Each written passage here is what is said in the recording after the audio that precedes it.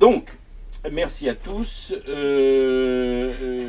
Un épisode nouveau mais majeur et marquant de la stratégie du chaos, puisque on a convenu tous ensemble de l'intituler le grand renversement, un grand renversement qu'on avait déjà évoqué il y a à peu près un an au moment où s'est déclenchée l'opération militaire spéciale des Russes en Ukraine. Autrement dit, l'invasion non provoquée de la Russie par elle-même. Et à l'époque, nous avions évidemment, nous tous, d'un commun accord, en tant qu'observateurs depuis pas mal d'années de cette géopolitique mondiale marquée par la stratégie du chaos conduite par l'impérialisme américain, nous avons tout de suite observé que c'était un retournement considérable. Et alors, un an après, on peut vraiment se dire que ça a été encore plus vite et avec une plus grande ampleur que ce que nous imaginions. Là-dessus, je te laisse la parole, Soubry, pour présenter la rencontre on va être obligé parfois d'être un peu court sur certains sujets, tant il y a de choses à dire. Oui. Alors, bonsoir. Je pense les derniers événements, malheureusement, elle nous a donné raison que la guerre en Ukraine, c'était un grand bouleversement pour l'ordre mondial. La visite du président chinois à Moscou a permis aux Chinois et aux Russes de déclarer la fin de l'ordre mondial. À mon avis, c'est l'événement le plus marquant. Parce qu'un an après, officiellement, ils annoncent que c'est fini l'ordre mondial. En tout cas, quel que soit le résultat, que c'est la mort de l'ordre mondial ou non, mais l'ordre ancien ne pourra pas continuer. Ce n'est plus possible de fonctionner avec l'ancien ordre mondial. Deuxième chose, je voulais dire, c'est que il y avait l'interview de Kissinger qui m'avait frappé.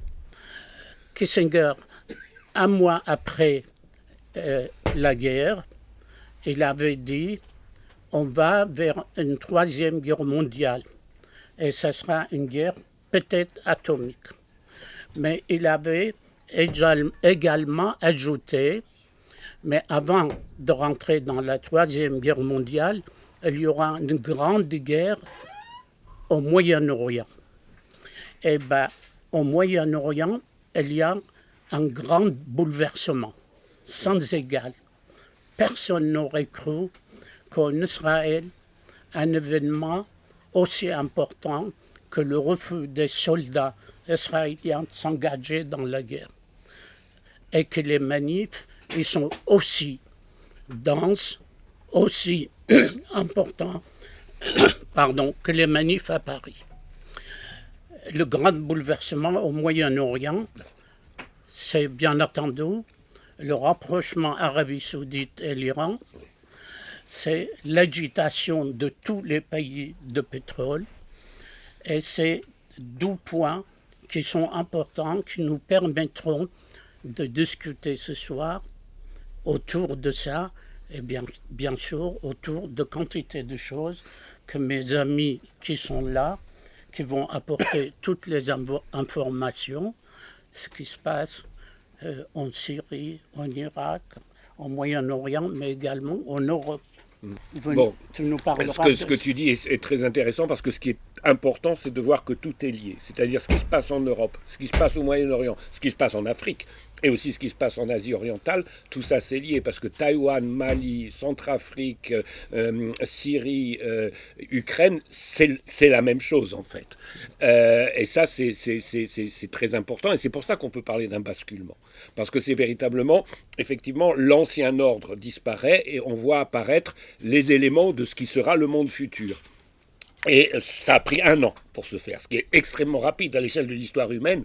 un an, c'est extrêmement rapide. Pareil, oui, et ce qui est terrible chez nous, enfin en Europe, c'est que le public ne se rend absolument pas compte que la planète est en train de... On parle de la planète, mais c'est pas la planète dont on parle qui change. Ce qui est vraiment en train de changer, c'est l'ordre planétaire. C'est-à-dire on a 85% de l'humanité qui est en train de basculer dans un autre camp. Et nous, les pauvres 15% restants, on ne se rend même pas compte. On est du mauvais côté. Voilà. Et on n'en s'en est pas encore aperçu, tout au moins largement. Et ça, je pense que c'est essentiel parce que c'est vrai que la guerre d'Ukraine a été cet accélérateur inouï. Et je ne sais même pas si les Russes le prévoyaient, que ça allait si loin. Je pense pas. C'est-à-dire que même eux, en se lançant dans cette opération, se rendaient peut-être pas compte, et je pense qu'ils se rendaient pas compte que ça irait aussi loin. C'est-à-dire aussi vite. Oui, aussi vite. C'est-à-dire qu'on a eu, il faut quand même se rappeler, dès le début de la guerre, on a eu le basculement de l'Inde et du Brésil, ce qui était extraordinaire. Quand on pense que quelques mois plus tôt, les États-Unis étaient en train de courtiser l'Inde et de lui promettre d'appartenir à l'OTAN asiatique. On a eu la fameuse visite de Pelosi à Taïwan, mais on ne nous a pas dit dans notre presse libre et démocratique que le jour où Pelosi atterrissait à Taïwan, le secrétaire général du Kuomintang atterrissait à Pékin pour discuter avec le Parti communiste chinois, moyennant quoi les élections qui ont suivi, c'est le Kuomintang qui les a gagnées. C'est-à-dire le parti pro-chinois et non pas le parti indépendantiste. Tout ça, c'est des choses dont on ne parle pas. On ne parle pas que quand Pelosi est arrivé ensuite à Séoul le lendemain, le président, pourtant dit pro-américain, a dit qu'il ne pouvait pas la rencontrer parce qu'il avait une très grande occupation et que le soir, on le découvre au théâtre public de la ville, ce qui est évidemment un affront. Je veux dire, en Asie... quand on fait ça, c'est une gifle aux Américains. Et bon, ça c'est pour l'Asie. Si on regarde ce qui s'est passé cette année en Afrique, bon, le Mali, la Guinée avait basculé, mais maintenant c'est le Burkina Faso qui bascule. Le Soudan, oui, qui effectivement avait ouvert des relations avec Israël et qui aujourd'hui repasse dans l'autre camp. Bon, au Moyen-Orient, Soubit a parlé de la Syrie et le Yémen. Je pense que Bachar al-Assad, qui est reçu aux Émirats Arabes Unis, qui est Russie à Moscou, en train de se mettre d'accord avec Erdogan. Voilà, oui. Donc quand on pense qu'il y a 10 ans, on nous disait que il allait son régime c'était une question de quelques semaines avant que son régime tombe. Oui. C'est quand même assez loufoque, parce que finalement, combien de chefs d'État Bachar el-Assad est en train d'enterrer, hein? Oui, il y en a déjà un certain nombre, voilà. On va dire tous ceux qu'il avait enterrés. C'est ça. Français, anglais, américains, allemands. C'est ça, oui, tout à fait. Ils sont tous déjà historiques. Et donc l'Ukraine a rajouté, si je peux dire à ça, la grande question qui est la question de la dédollarisation.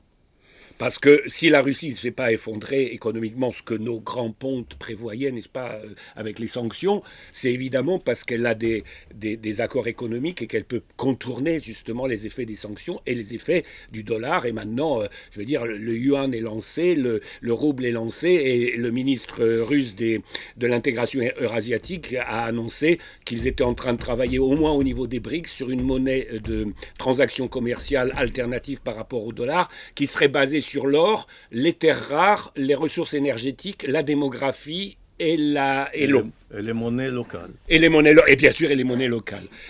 Donc on change de paradigme, comme pour utiliser le mot moderne, de paradigme monétaire. On revient à une monnaie qui n'est pas basée sur une croyance comme l'était le dollar. Enfin, comme l'est encore le dollar. Parenthèse sur la base de l'analyse monétaire de Marx. Oui. L'équivalent général fondé sur, c'est plus l'or, maintenant c'est le pétrole, le blé. Oui, c'est ça. Etc. Et alors, je vous laisse poursuivre, mais je rappelle donc que... il y a non pas un an, mais déjà plusieurs années, puisqu'on a commencé en 2014 ou 2015, je ne me souviens plus, au début de la guerre en Syrie, cette série de la stratégie du chaos, on observe qu'aujourd'hui, la dynamique qui a pris un élan, qui a été boosté, comme on dit dans bon franglais maintenant, par l'opération militaire spéciale, la dynamique en question, c'est la même qui explique tout ce que nous observons aujourd'hui. Bien sûr, sauf que ça s'est accéléré. C'est-à-dire depuis la Géorgie jusqu'au fin fond du Pacifique, en passant par à peu près tous les continents, et singulièrement l'Afrique, l'Asie, l'Amérique latine, l'Europe. Oui. Et donc là-dessus... la Syrie... Majid il va nous dire quelles sont les répercussions au Moyen-Orient, en Syrie et les pays aux alentours. Écoutez, moi je partage toutes ces explications, ces analyses, mais ce n'est pas si soudain que ça. Ça fait des années et des années que ça se prépare. D'abord, l'Occident a poussé ses pions en élargissant l'OTAN, en poussant l'OTAN vers la frontière russe. Rappelons-nous aussi la guerre des Balkans. À l'époque, la Russie ne pouvait rien faire. Donc ça se préparait déjà dans les esprits. Et puis la Géorgie aussi, quand même c'était la première réaction assez, même si elle était brève, mais elle était immédiate. Et à mon avis, il y a un mot, bien sûr, il y a le discours de Poutine, le fameux discours de Munich en 2007, 2008, mais c'est surtout la guerre de Libye, l'agression contre la Libye, qui est en train de semer le désordre en Afrique et chasser les anciennes puissances coloniales de ce continent. Et à l'époque, rappelons-nous ce qu'a dit Poutine. Il n'était que Premier ministre. Il avait critiqué avec virulence son Premier ministre, son président, le président de l'époque, Medvedev, qui est actuellement le plus va-t-en-guerre. Il a senti le vent. Voilà. Donc, il a dit c'est une nouvelle croisade, on n'acceptera pas ça. Et quelques mois après, la crise en Syrie, la guerre civile et la guerre contre la Syrie a éclaté, et tout le monde ne donnait pas cher de la survie de Bachar. Et à ce moment-là, on a assisté à un phénomène vraiment rare dans les relations internationales depuis la guerre froide, c'est que la Chine et la Russie ont utilisé le veto au Conseil de sécurité. Jusqu'à cette époque-là, la guerre de Syrie, même en Libye, ils n'ont pas utilisé le veto. Elles s'étaient abstenues, les deux puissances. Avec la Syrie, la Chine, qui n'avait pas l'habitude d'utiliser ce droit en tant que membre permanent du Conseil de sécurité, elle l'a utilisé au moins une dizaine de fois avec la Russie. Et donc c'était un basculement dans les relations internationales. Maintenant, l'Occident ne peut rien faire de légal, c'est-à-dire dans le cadre de l'ONU. Il y a toujours le veto. Même si on dit le soleil il pleut, et il pleut, effectivement, ils vont déposer le veto, parce qu'il n'y a plus de confiance. Donc c'était ça Et puis il y a eu l'Occident a réagi avec la révolution de couleur bien sûr, ça a commencé en 2003. 2004, Révolution Orange. Oui, 2004. 2004, puis il y a eu une deuxième fois en 2014. Et là, première révolution colorée en Ukraine. En Ukraine, il y a eu, à l'issue de cette révolution, il y a eu un pouvoir pro-OTAN à Kiev. Il y a eu ce même pouvoir a organisé des élections en Ukraine, et c'était les pro-russes qui les avaient emportés. Donc ils ont chassé ce pouvoir par un coup d'État. Donc c'était un peu, et c'est à ce moment-là que la Russie préparait la riposte. C'était économiquement, parce que ça ne se prépare pas, la résilience monétaire, économique, la résistance, comme ça. Donc, le mot résilience est banni. Oui, donc ce n'était pas une surprise pour moi, surtout avec tous les printemps arabes et tout ça. Et la Russie, à mon avis, et la Chine, ils ont joué magistralement bien sur le champ du monde entier, c'est-à-dire l'Amérique latine, avec le Venezuela, avec le Brésil, avec... Juste une incise, il faut dire que l'hémisphère occidental et ses élites atlantistes et d'abord américaines les ont un peu aidés, vu la quantité de conneries qu'ils ont pu faire. Non, mais la dernière connerie, c'est que jusqu'à maintenant, l'Europe et les États-Unis ne reconnaissent que Guaido comme président vénézuélien, alors que l'opposition vénézuélienne l'avait rejeté. Voilà, mais il faut le faire. D'où incidemment les images comiques de la rencontre entre, je crois que c'était au Caire, entre Macron et Chavez. Exactement. Maduro, pardon. Lapsus révélateur. Et non, mais il y a pire encore. Il y a eu avec la crise énergétique suite à l'invasion de l'Ukraine, il y a eu une délégation américaine qui s'était déplacée à Caracas, en Venezuela. Et ils ont demandé à Maduro de les aider au niveau de l'énergie. Et quelle était sa réponse? Il m'a dit, mais pourquoi vous venez chez moi? Allez chez Guaido, il va vous donner ce que vous cherchez.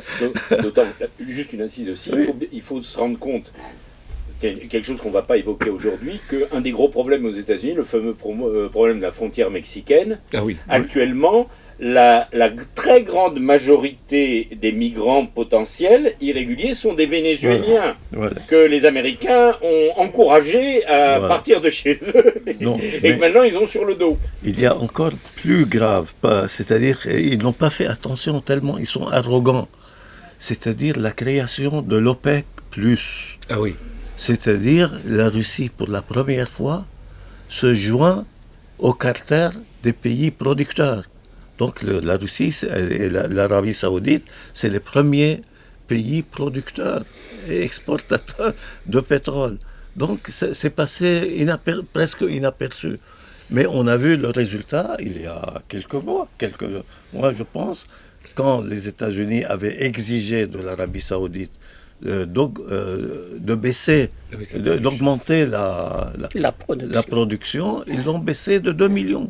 Vous voyez, Et puis la grande surprise, c'est l'entrée de la Chine avec la réconciliation spectaculaire entre l'Iran et l'Arabie Saoudite. Des victoires diplomatiques qui sont absolument inouïes.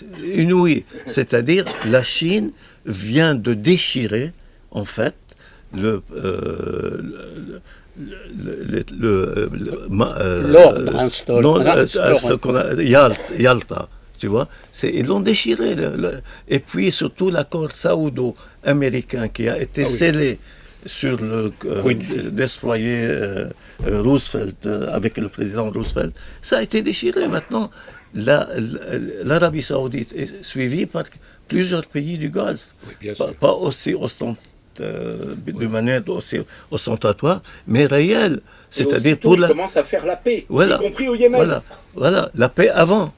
C'est grâce aux Chinois aussi, aux Omanais et aux Émiratis. Vous voyez, ça fait beaucoup en même temps. Et quand il y a eu le tremblement de terre qui a ravagé le nord de la Syrie et le sud de la Turquie, les Américains, ils ont fait semblant de geler les sanctions, mais ils n'ont rien fait. C'est toujours, ça va aux ONG occidentales qui distribuent la majeure partie aux groupes islamistes qui sont dans le nord à Idlib, etc. Mais les pays du Golfe n'ont pas tenu compte. Par exemple, rien que les Émirats... qui continuent de racketter les mêmes ONG pour accepter les aides. Et même le Croissant Rouge syrien qui voulait assister à une conférence à Genève, il a été interdit. Vous voyez, l'Occident, il est aveuglé. Je sais pas, c'est-à-dire c'est le degré zéro de la politique. Et en même temps, qu'est-ce qu'on voit? Mon ami Sobhi vient de le citer. Les événements en Palestine et en Israël. C'est-à-dire, il y a une crise du régime israélien jamais vue.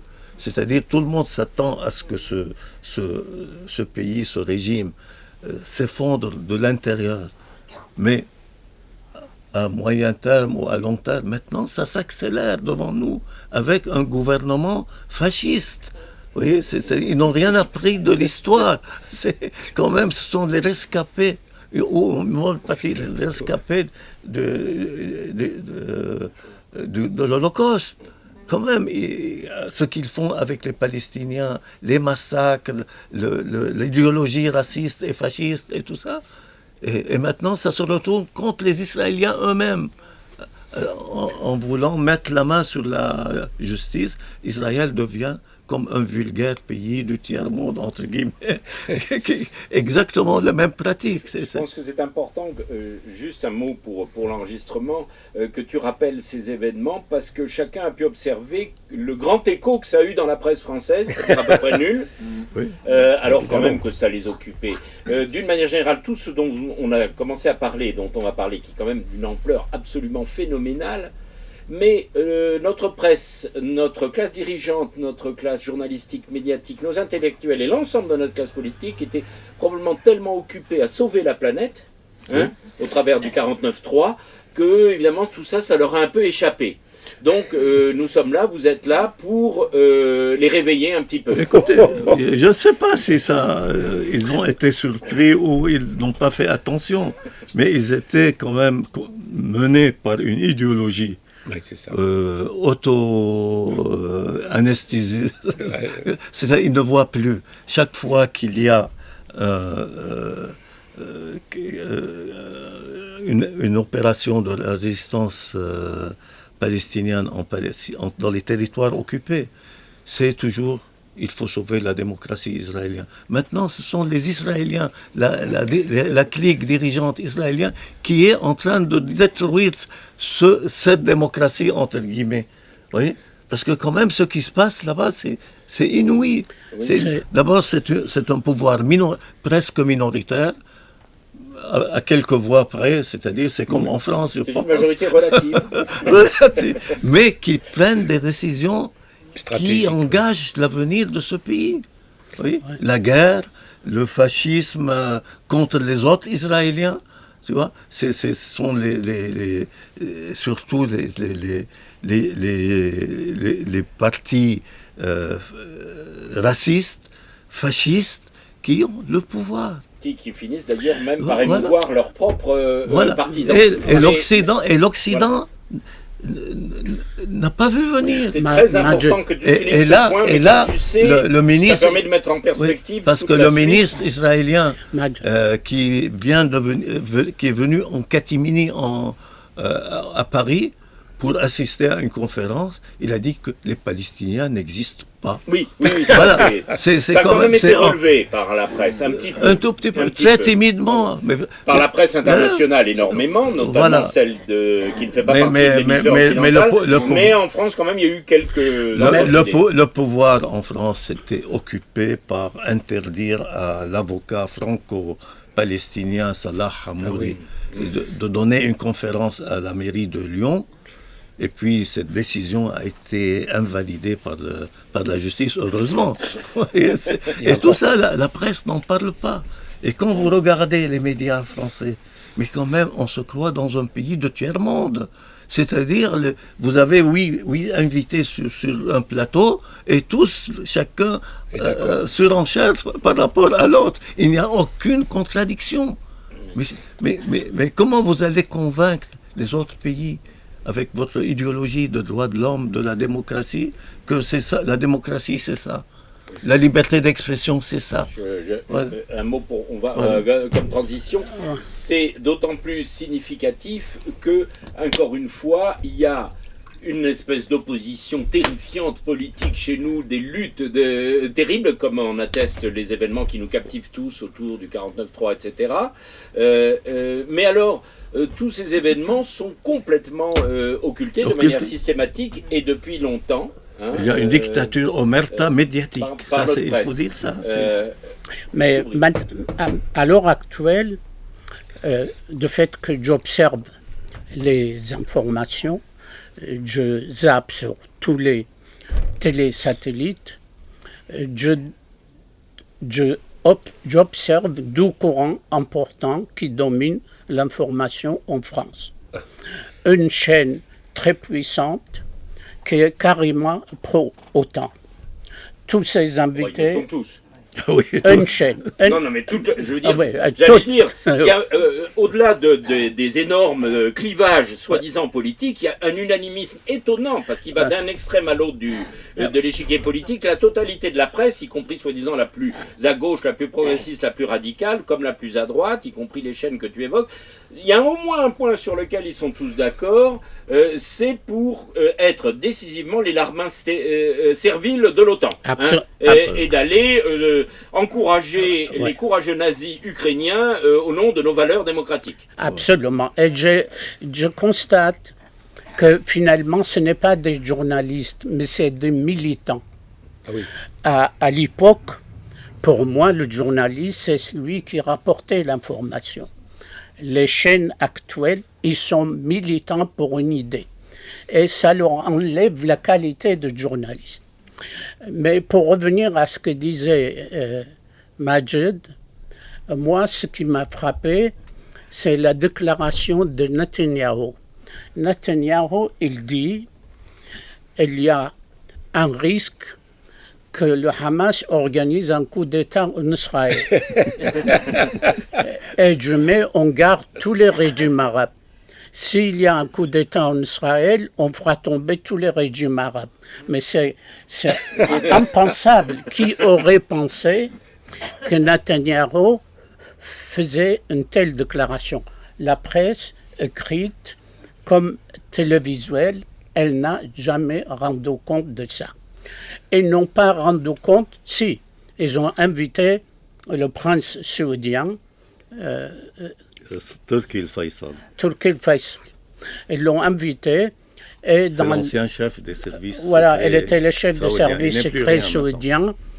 Et en lui faisant parler, on lui a dit, alors, tu es au courant de ce qui s'est passé lors de Septembre Noir, tu étais toi au pouvoir. Il dit quoi, Septembre Noir? Aujourd'hui, j'ai appris par la presse française que Biden a sorti des documents en accusant le prince Turki Faisal d'être l'organisateur de Septembre Noir, parce que tout simplement, oui, il dit qu'il a sorti ces documents l'accusant, parce que Turki Faisal avait répondu aux journalistes français sur la question de Septembre Noir. Elle lui a dit, écoutez, pendant 50 ans, vous n'avez rien fait pour le peuple palestinien. Et venant de chef de service de renseignement saoudien, c'est bouleversant. C'est pas seulement l'Arabie saoudite est passée dans le camp de la Russie, mais elle est passée dans le camp des opposants au système américain. C'est incroyable. Là, tout cela a été concrétisé par la réconciliation entre l'Iran et l'Arabie saoudite. L'Arabie saoudite actuellement contrôle 80% de tout le pétrole du Moyen-Orient. Et du gaz, oui. 80%. Et les États-Unis et l'Europe ne peuvent plus compter sur l'infime quantité qu'il reste. Je crois que je l'avais fermé. Il faut que tu l'éteignes. Ça ne fait rien. C'est pas le mien, c'est pas le mien. Il est derrière toi. Ouais. Mais je pense, dans tout cela, on aura à écouter notre ami, parce qu'il se passe des choses très importantes dans la réorganisation américaine de l'OTAN. Elle mise actuellement sur la Pologne. Elle a décidé d'envoyer des bases directes américaines. Elles vont s'installer en Pologne. Elles vont... et puis, tout ce qui se passe autour de l'Ukraine. C'est important de voir quelle sera un petit peu, dans toute cette organisation OTAN et Amérique, face à ces grands bouleversements. Nous allons vers un énorme bouleversement. Oui, moi je peux à ce sujet faire aujourd'hui une communication plutôt qu'une analyse. C'est une information que vous n'entendrez jamais en France, que vous n'entendrez même pas en Géorgie même, des médias dominants. Oui, Géorgie, où il y a eu une tentative oui, parce que, en fait, de nouvelle révolution colorée. Oui, il y a eu une très sérieuse tentative d'ailleurs. Donc le contexte de tout cela, c'est que l'OTAN a énormément besoin de troubles à la frontière sud de la Russie, et ce qui était une grande, disons, déception de l'Occident, c'est que dans les premiers mois de l'opération spéciale patriotique, comme il l'appelle, voilà. Opération militaire spéciale. Oui, non, mais ça c'est une paraphrase locale. Locale, oui, pardon. Enfin, en Russie, je veux dire, il dit ça. Parce qu'il y a la grande guerre patriotique, la Absolument, grande opération spéciale patriotique, ils disent ça, oui, voilà. Donc, après le début, la Géorgie est là, en fait, pas fait ce qu'on lui demandait, on va dire comme ça. Donc on lui demandait en gros d'ouvrir le deuxion front. Enfin, on lui demandait pas ça directement, mais il demandait des manipulations, des actions qui allaient provoquer tout simplement de type Maïdan. Non, mais avant qui allaient provoquer la Russie à des actions musclées par là-bas pour sécuriser ou je sais pas quoi, enfin pour que ça s'envenime et pour que ça détourne quelques forces russes, pour que ça pourrira encore lui-même. Après, à l'époque, il s'agissait encore qu'on pouvait encore pourrir pour la Russie son image, etc. Mais depuis que le temps s'est passé en dessous, il n'y a plus rien. Donc voilà. Donc le gouvernement en Géorgie, le gouvernement pro-occidental, qu'il faut le dire à la base, donc il y a tous les points de l'agenda occidental sont remplis, sauf celui-là. Pro-européen maintenant. Pro-européen, d'accord. Donc voilà, sauf qu'ils ont dit, non, on veut pas la guerre, et c'était déclaré. Donc en Géorgie, il n'y aura pas le deuxième front, c'est le Premier ministre qui disait, voilà, vous pouvez être rassurés, tant qu'on est là, il n'y aura pas le deuxième front. Donc ils ont gagné des points avec ça auprès de la population, parce que la population, et elle en a eu déjà assez avec 2008, donc voilà, le commerce avec la Russie, ça fait vivre le pays, faut le dire quand même. C'est un petit pays dont la population est, disons, actuelle, présente, elle est à peu près 50 fois plus petite que la Russie. Donc voilà, c'est un marché immense qui est preneur. Enfin voilà, donc tout le produit agriculturel, le peu qu'ils produisent, tout va en Russie. Donc bon, même s'il n'y a pas de relation diplomatique, même si donc il fallait punir ce gouvernement et il fallait donc profiter de la moindre occasion pour renverser et pour donc ils ont déjà fait le possible avec cette pauvre figure de Saakashvili qui est en prison et n'arrive pas à mourir, donc voilà, il est malade, il mange pas, il a un bobo, il y a ceci, cela. Le BHL n'est pas intervenu. Il est intervenu à l'époque, oui. Ah bon, oui. Non, mais dernièrement, là... Dernièrement, non, il n'y a pas eu le temps. Donc, en fait, parce que ça c'est très court terminé. Il s'occupait donc, de ça. Oui, il n'a pas eu le temps d'arriver pour, voilà. Donc, sauver la Géorgie. c'est ça. Et donc, voilà, ça fait 3 semaines, il y a des protestations qui avaient démarré. C'était quoi le déclenchement C'était la loi. Voilà, c'était la loi. Alors, c'était la loi pour qualifier les ONG en tant qu'agents étrangers, d'influence, enfin agents étrangers, du moment de type russe, alors qu'il oui, en existe mais ça c'est pas un débat. Donc c'est évident que c'est des lois qui recevaient de l'argent de l'extérieur. voilà, plus de 20%. Voilà. Dès que c'est plus de 20%, donc il fallait juste le marquage. Hein, on les punissait pas, on les virait pas, voilà, rien. Donc tous ces agents, et ils sont monstrueusement nombreux en Géorgie, ils se sont relevés en disant que c'est une loi russe, évidemment. Et ben voilà. Donc ils ont... Alors que la loi russe, elle est copiée de la loi américaine. Évidemment. Après, toute l'histoire d'explication de la part du gouvernement que non, c'est une loi américaine. Enfin bon, pourquoi elle est russe? Bon, ça pas, personne ne veut écouter ça. Et c'est une loi russe, point barre. Donc voilà, ils ont commencé à monter les troubles. Alors, bien sûr, post factum, il y a eu des analyses très convaincantes qui disaient que, attention, le gouvernement n'avait aucun intérêt de lancer cette loi à ce moment précis et que ça a été par les taupes qui sont au sein du gouvernement et pro-occidental, enfin à la base, donc qui ont suggéré de lancer ce truc-là pour que ça se retourne contre eux-mêmes, bien sûr, et pour pouvoir donner le prétexte à les faire tomber. Donc ça a duré 3 jours et donc c'était le jeudi, enfin ça avait commencé quelques jours avant. Bon, les manifestations, on a commencé à brûler les pneus, on a commencé à jeter les cocktails de Molotov sur la police. Donc après il y a des images parallèles de Kiev 2014, Géorgie, donc ça se répète à la plus petite échelle. Le pays est plus petit, donc voilà, la place est plus petite, mais tout se répète. L'histoire se répète, comme dit Humain, c'est les grands événements, mais la deuxième fois comme farce. Oui, mais c'est déjà pas la première, c'est déjà la farce dans un autre sens, déjà une farce avec des dindons dedans. Donc vous avez jeudi pendant la journée, je me souviens, c'était cette séquence, le gouvernement annonce qu'il retire la loi. Et qu'est-ce qui se passe selon le scénario des révolutions colorées? C'est qu'en fait il faut renchérir. Normalement tu n'arrêtes pas là. Donc le lendemain il lance l'action.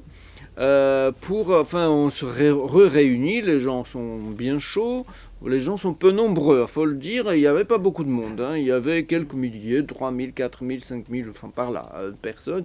Alors la Géorgie a vu déjà défiler de dizaines de milliers de personnes, par exemple, contre des trucs de familles traditionnelles, les choses, voilà, c'est les soutiens de l'orthodoxie géorgienne, ils sont beaucoup plus nombreux. Donc, en fait, ils ont réuni toutes les forces qu'ils avaient, il n'y avait même probablement pas 10 000 personnes, en tout, pour tout, enfin dans tout le pays, pour soutenir ce renversement. Donc jeudi soir, ils annoncent que maintenant ils vont, selon le scénario, il faut quoi? Il faut renchérir, il faut demander maintenant plus, parce qu'ils ont retiré la loi. Non, maintenant, il faut que vous vous suicidiez. Donc maintenant... Juste un mot pour rappeler que c'est exactement...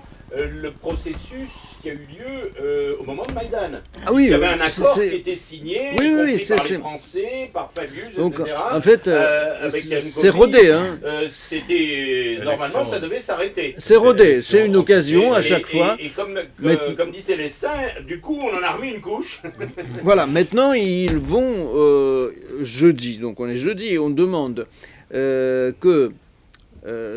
on fait maintenant une manif, la suite des événements, pour exiger la démission du gouvernement, parce qu'il est pro-russe, n'est-ce pas, tout cela. Et à 11h du matin, je crois à peu près, il y a la suite de l'action.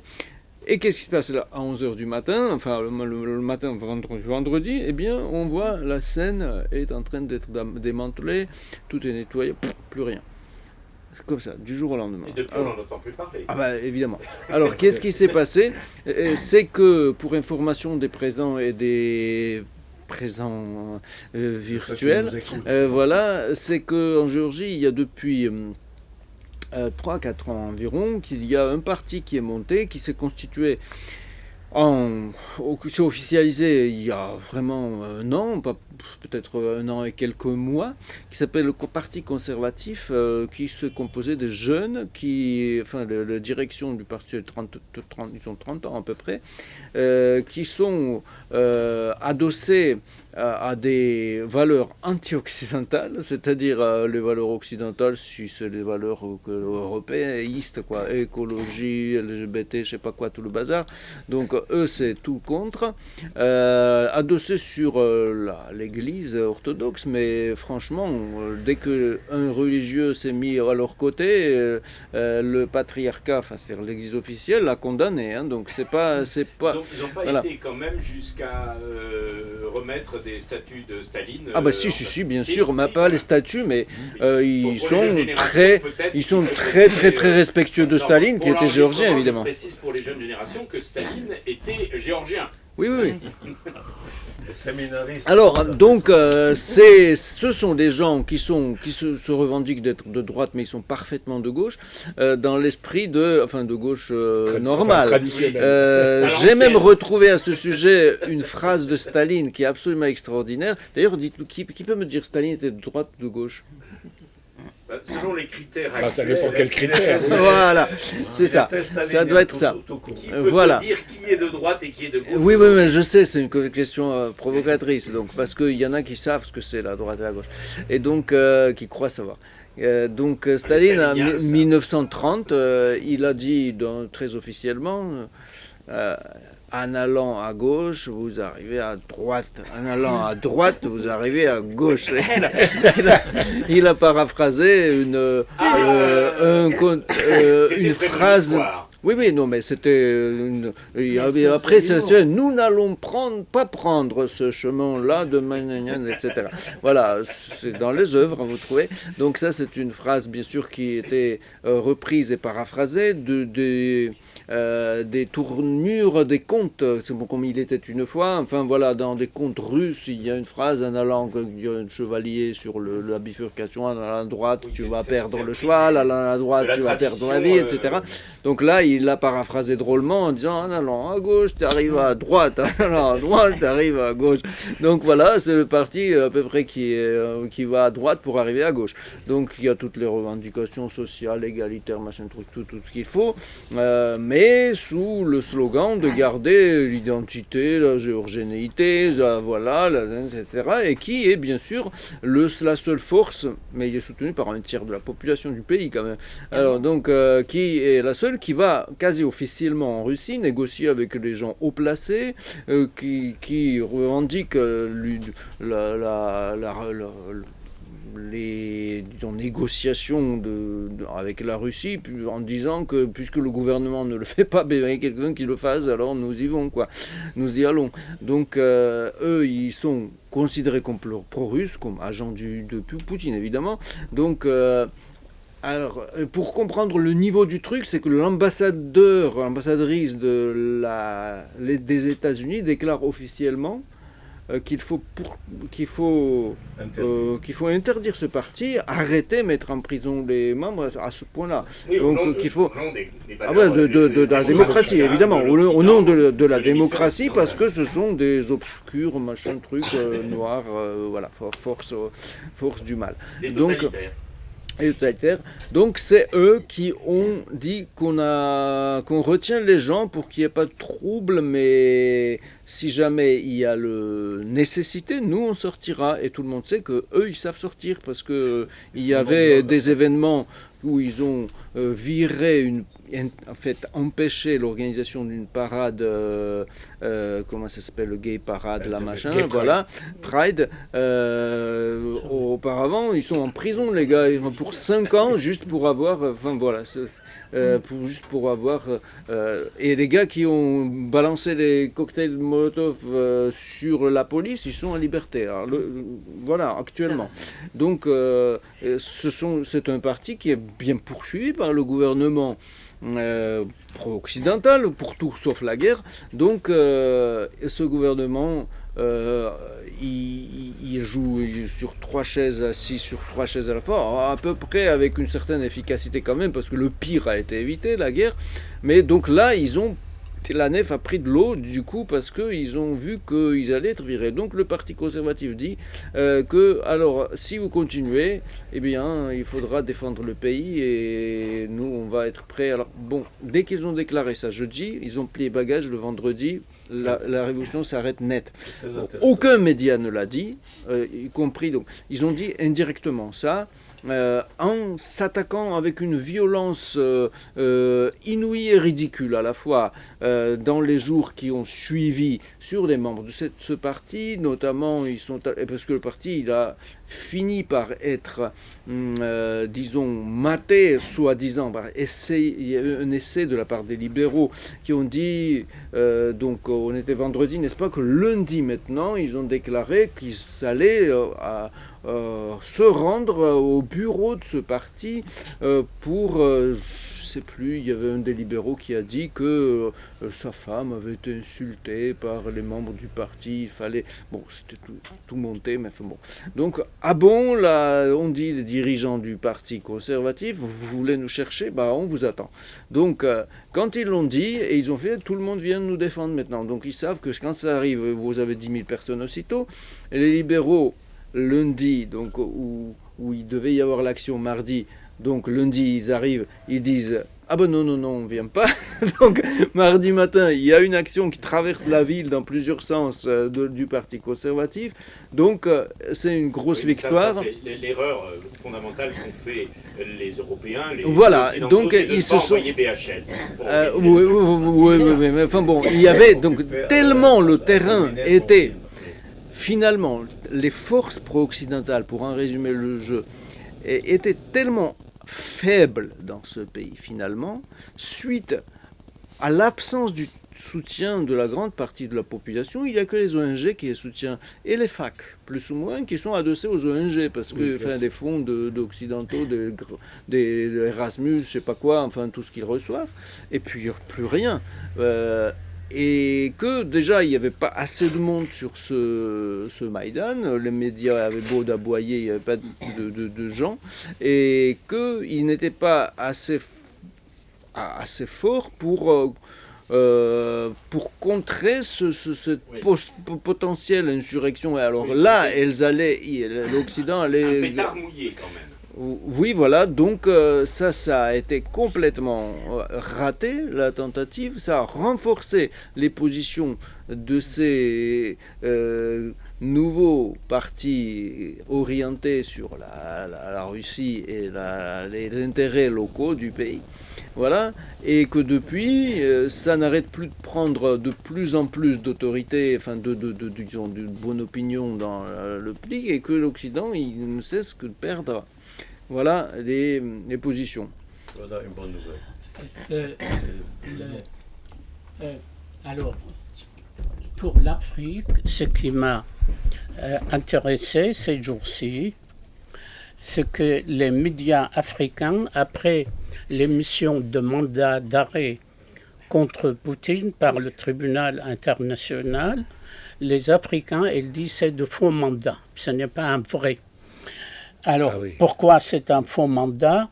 Je vais aller voir un petit peu qui est ce monsieur, le procureur du tribunal international, monsieur Karim Khan. Oui. C'est monsieur Karim Khan, son frère, il est membre très influent du parti conservateur britannique, très riche, un milliardaire, et influent dans le parti, et qu'il a été nommé par le soin de son frère sur la tête de la commission d'enquête sur les crimes de Daesh en Irak.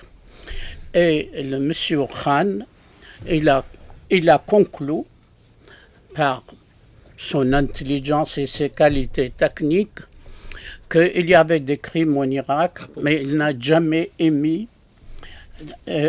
osé à désigner qu'ils étaient les pays qui étaient derrière, ceux qui organisaient Daesh, qui envoyaient Ah oui, mais c'est l'Orient compliqué, le Levant compliqué. Oui, et c'est une fois de plus, voilà une institution que l'OTAN avait mis en place à l'époque de la guerre en Irak. Oui, en fait, le tribunal international, c'est un tribunal qui appartient à l'OTAN, qu'il n'a émis aucun mandat d'arrêt contre Tony Blair, qui est le co-citoyen de président ou de procureur, et que Tony Blair, tout le monde sait qu'il est impliqué dans des crimes de guerre en Irak, en Libye et ailleurs, et il se permet d'émettre un mandat d'arrêt contre Poutine, qui est impliqué dans des crimes de guerre, mais le dossier n'est pas achevé encore. Comment on juge un dossier qui n'est pas terminé? Il faut rappeler que, sans entrer dans les détails, que le dossier, c'est pas du tout les fantasmagories autour de Boutcha, etc. et autres. C'est L'enlèvement ils ont trouvé les enfants. un biais assez étrange en plus quand on connaît la réalité des événements, qu'ils se seraient rendus coupables d'enlèvement d'enfants. Très bien. Ils sont envoyés en colonie de vacances. C'est une évacuation. Ils ont évacué des orphelins, mais voilà, ça devient des enlèvements d'enfants soustraits à leur famille odieusement, évidemment. Sur ordre de Poutine, et personnellement de lui qui a assumé ça et qui a dit il va peut-être les manger, oui, ça doit être ça l'idée. Et Bruno, alors, est-ce que c'est réel, ils ont installé une base militaire en Pologne? C'est en train d'être installé. Le gouvernement polonais, on est très content, très fier. C'est supposé garantir la sécurité ad vitam aeternam de l'État polonais, fort indépendant, comme tout le monde le sait. Oui, donc c'est même mieux, le gouvernement polonais demande, il n'a pas encore obtenu satisfaction, demande que les Américains installent même des armes atomiques. Ce qui évidemment commence à soulever quelques réticences dans la population polonaise, parce il ne faut pas avoir un niveau intellectuel extraordinaire pour comprendre que si on a des bases atomiques sur son territoire, du coup le territoire risque d'être la cible d'armes atomiques de l'adversaire, et donc en général la population locale n'a pas trop intérêt à ça. Donc effectivement, on a eu pour la première fois depuis le début de la guerre en Ukraine, en Pologne, une manifestation contre la guerre au nom de « c'est pas notre guerre ». Bon, ça reste minoritaire. Grosso modo, un tiers de la population polonaise est contre la guerre et 2 tiers soutient les États-Unis. Un tiers, c'est pas beaucoup par rapport à d'autres pays, mais pour la Pologne, ça fait déjà pas mal. Donc, effectivement, les choses sont en train d'évoluer. Et on peut supposer, en plus, la Pologne a reçu beaucoup de réfugiés, soi-disant réfugiés ukrainiens. Tous n'ont pas un comportement exemplaire et ils aiment beaucoup agiter le drapeau noir et rouge de ceux qui avaient tué à peu près 100 000 Polonais pendant la Seconde Guerre mondiale. Il y a quand même un certain nombre de Polonais qui se rappellent de ça, ou tout au moins que leurs grands-parents leur ont raconté que ce drapeau noir et rouge, c'est le drapeau de ceux qui ont égorgé. Parce que les SS étaient de gentils garçons comparativement aux nationalistes ukrainiens. Les nationalistes ukrainiens, c'était vraiment ils arrachaient les bébés dans le ventre de leur mère, des trucs comme ça, quoi. Parce que les SS, ils se limitaient à une balle dans la tête, mais les nationalistes ukrainiens, c'est comme les oustachis, c'était le pire, on ne pouvait pas faire pire. Donc évidemment ça a laissé quelques souvenirs et donc quand on voit ce drapeau se balader dans les villes de Pologne, on se pose quand même quelques questions, tout au moins ceux qui n'ont pas été totalement lobotomisés se posent ces questions. Donc les choses sont en train d'évoluer, mais pour le moment l'État polonais suit cette ligne, d'autant plus que l'opposition libérale critique ce gouvernement populiste et tout ce qu'on veut, mais sur l'OTAN ils sont évidemment totalement sur la même longueur d'onde. Donc, parmi tous ces pays de l'Europe balkanique ou de l'Est, les Polonais sont peut-être les seuls qui soient aussi fermes droit dans leur botte. Les Baltes, évidemment. Oui. Les Baltes. Oui, non, mais effectivement. C'est à peu près ce qui reste du Reich. Oui, bien sûr. Non, ce qui est très intéressant, parce que moi, ce qui m'a beaucoup intéressé, c'est l'évolution de la Croatie.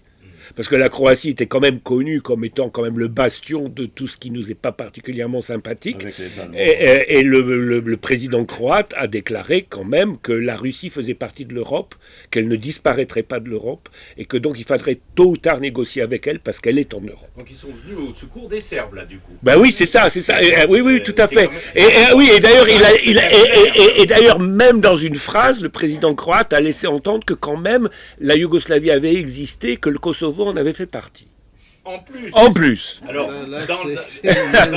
la même ligne, si j'ose dire, on a les troubles entre Transnistrie, Moldavie, etc. Oui, c'est ça. Alors, qu'est-ce qui se passe là? En gros, on en a beaucoup parlé. Là, on a essayé de faire basculer la Moldavie. Mais le problème de la Moldavie, c'est qu'apparemment, il y a quand même une grande partie de l'opinion publique en Moldavie qui ne suit pas le gouvernement actuel. Donc, ils ont essayé de faire... d'empêcher les... Parce que là, pour le coup, il y a eu des manifestations de masse contre le gouvernement pour que la Moldavie rentre pas dans la guerre. Et donc, visiblement, pour le moment, ça s'est calmé parce que l'opinion moldave ne semble pas tout à fait prête à basculer dans dans l'enfer ukrainien. Enfin, je veux dire, quel Moldave veut l'avenir dans son pays que l'Ukraine a en ce moment. Mais d'après ce qu'on en sait, les Polonais eux-mêmes, qu'on présente comme des va-t-en-guerre, ah ben non, le peuple et les futurs proxy, une fois qu'on aura éliminé une fois que tous les Ukrainiens auront été liquidés pour défendre nos valeurs, aux dernières nouvelles, ils comptent sur les Polonais. Oui, mais il y a, là, pour le coup, il y a un sondage qui a été mené en Pologne auprès des jeunes. 80% disent s'il y a une mobilisation, je ne vais pas à l'armée. Hein. Oui. Ah ben là, évidemment. Ils ne sont pas idiots. Mais en ce qui concerne la Transnistrie, enfin, il faut savoir, parce que c'est une cible très très facile pour les Ukrainiens aguerris. Maintenant, pour eux, ça pourrait être un coup de pub extraordinaire, génial. Et donc, il y a eu pas mal de tentatives. Quand même. Voilà, un des éléments de dissuasion, c'est quand même, il faut savoir que Transnistrie se trouve, c'est tout petit, hein, c'est minuscule, c'est une fine, comme ça, ligne, bande, voilà. Vous avez un dépôt d'armement du temps soviétique encore, qui est quasiment le plus grand d'Europe, un truc comme ça, un immense dépôt d'armement qui sont amassés tous ensemble, et qui sont pas assez bien sécurisés. Parce qu'ils sont vieux certains, et que il se peut que en cas, parce que l'Ukraine voulait s'en emparer parce qu'elle manque de munitions, voilà, et je serais très contente de les avoir, mais en fait on leur a fait comprendre que ça marche pas comme ça, et si jamais quelqu'un essaie de mettre la main dessus, on allait les faire sauter. Donc si ça saute, la puissance de l'explosion approche une explosion nucléaire. Tant il y a de munitions. Et donc ça fait des dégâts parmi ceux qui arrivent à les récupérer, bien sûr. Parce que, bon, donc il paraît que c'est un argument très fort, parce que s'ils ne récupèrent pas ça, il n'y a aucun intérêt de perdre... Outre le fait que pour ce qui concerne la Transnistrie, alors là, la population est massivement hostile à l'invasion ukrainienne. Évidemment, mais... on aurait pu imaginer qu'ils sont simplement brutalisés. Voilà. C'est pas nouveau. Du côté ukrainien, ils savent faire. Mais voilà, qu'il y a des risques majeurs dans l'affaire. Oui, alors, tout à l'heure, je parlais de mandat d'arrêt, de tribunal pénal international. Ce qui est frappant, que l'ordre mondial tel qu'il existait ne marche plus, parce que le lendemain de l'émission de mandat d'arrêt, le président chinois débarque à Moscou. Oui, bien sûr. Et donc, il affirme que les 3/4 de l'humanité ne croient plus à ce tribunal, que c'est devenu une institution plutôt folklorique, manipulée, et c'est les conséquences de la guerre en Ukraine. Elle fait ses ramifications dans toutes les sociétés. Au-delà de ce qu'on a dit sur les bouleversements de relations entre États au Moyen-Orient, même l'Église libanaise, elle est secouée par ce qui se passe. L'archevêque de Liban était obligé hier de limoger un évêque, parce que l'évêque libanais a osé dire à la télévision, pour lui, elle dit pour moi, Poutine, elle répondait à une agression, et que c'est tout à fait un homme respectable qui défend son pays, qui défend l'identité de son peuple. L'archevêque a donné l'ordre de prendre la porte. Il l'a licencié immédiatement parce qu'il ne veut pas partout, il ne veut pas écouter ce ton dans les relations qui sont en train de craquer un petit peu partout.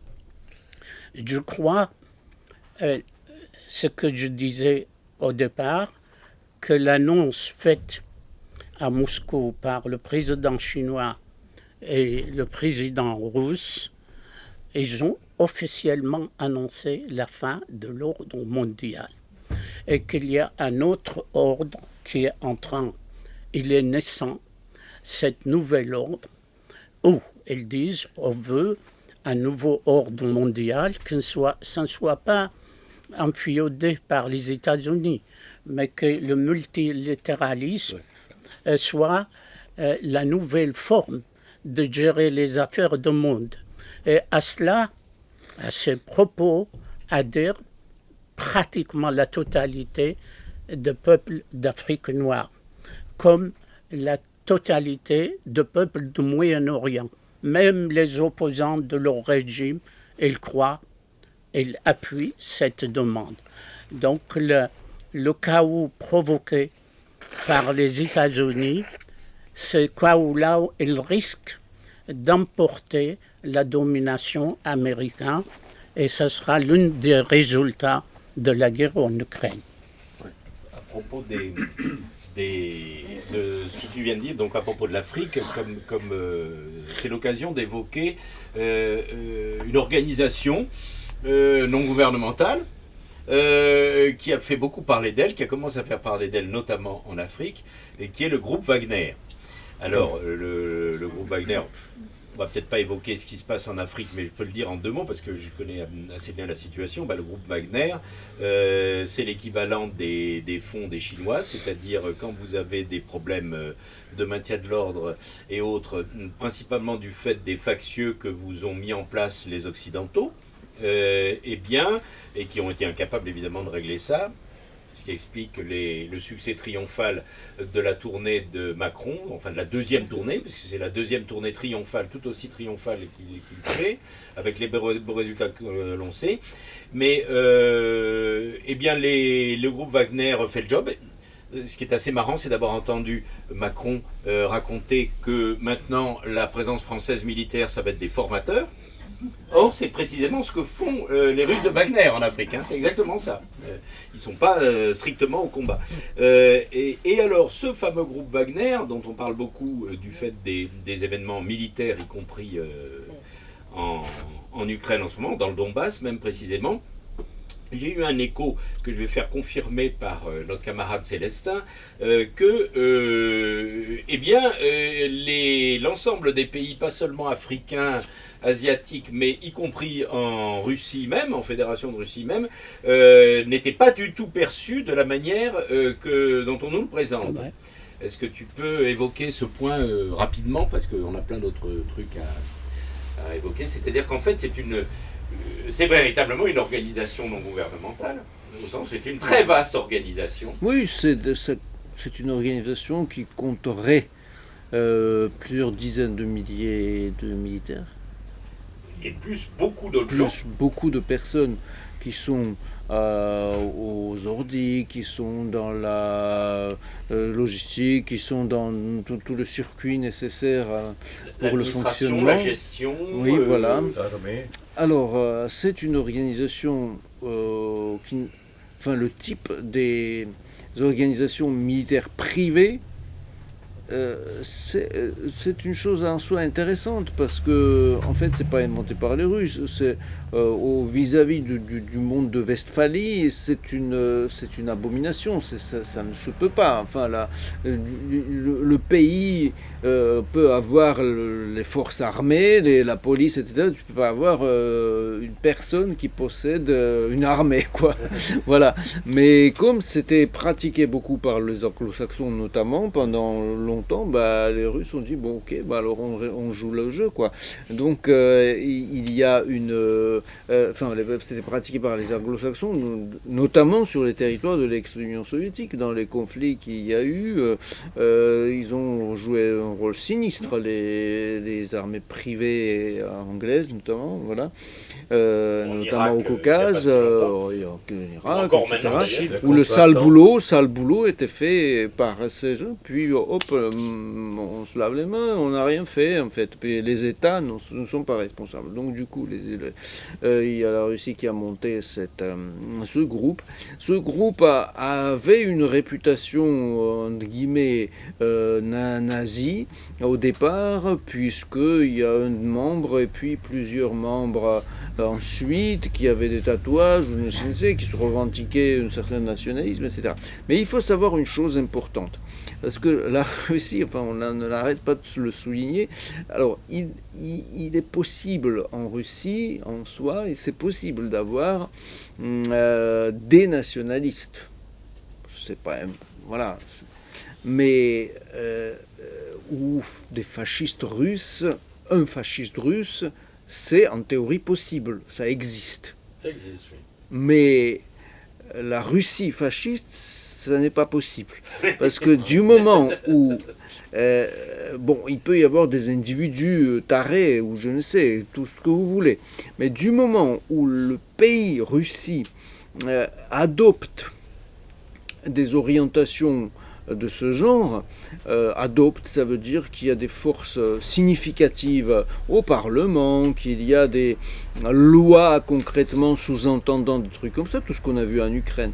La Russie en tant que pays s'effondre, parce que c'est un pays où c'est pas possible structurellement, tout simplement, et historiquement, parce que c'est un pays multinational, multireligieux, multiculturel, qui n'est pas dominé par les Russes et la langue russe, mais qui est réuni, unifié par la langue russe. Ce sont des termes, c'est pas de l'idéologie, c'est des termes dans mathématiques, si vous voulez. C'est structurellement organisé comme ça. Il n'y a rien à faire. Après, vous pouvez utiliser, enfin, celui qui lui veut du mal va dire c'est le colonialisme russe, je ne sais, mais en fait, c'est de fait ainsi. Dès que, techniquement, ça se passe comme ça, dès que dans la population, il y a des revendications qui filtrent, supposons des Wagner ou je ne sais qui, affichent une certaine... D'ailleurs, il y avait des blogueurs et autres correspondants militaires qui, dès le début de l'opération patriotique, ils affichaient un certain flair un peu nazioïde, quoi. Enfin, voilà, un peu brutalomane, un peu voilà, des trucs comme ça. Et ça passe pas du tout. Vous avez... parce que ce sont... Incidemment, parmi les gens qu'on peut suspecter de ces tendances antisémites, xénophobes, racistes, figure une de nos stars, Navalny. Ah oui, lui complètement. Lui complètement. Donc ce sont toujours des petits milieux parfois organisés en de minuscules groupes, partis, etc. Mais dès que ça touche des masses de population, c'est-à-dire les parents, les gens, quoi, les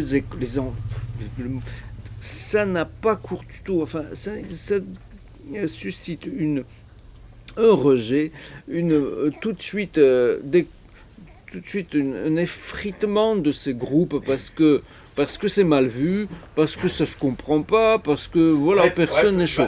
Voilà. Donc Wagner, le fascisme, voire le nazisme, xénophobe, etc. Enfin tout ce qu'on attribue à juste titre d'ailleurs à une faction très importante d'ailleurs au pouvoir en Ukraine. C'est exactement l'antithèse de ce qui se passe en Russie. Tout à fait. Donc concrètement, dès que le groupe Wagner, qui n'était pas actif sur le territoire russe ou enfin d'intérêt russe, il pouvait très bien avoir des insignes de je ne sais quoi, être proto-fasciste ou tout ce que vous voulez. Voilà. Ailleurs, bon. Dès que, et puis on n'en parlait pas, là aussi ils ont fiché, dès que c'est actif en Ukraine, dès que c'est actif dans le contexte de la population, qui intéresse la population et tout, ça cesse tous ces éléments sont neutralisés. Donc vous voyez sous vos yeux, tout se dilue tout de suite parce que ça n'a pas de succès ça ne marche pas.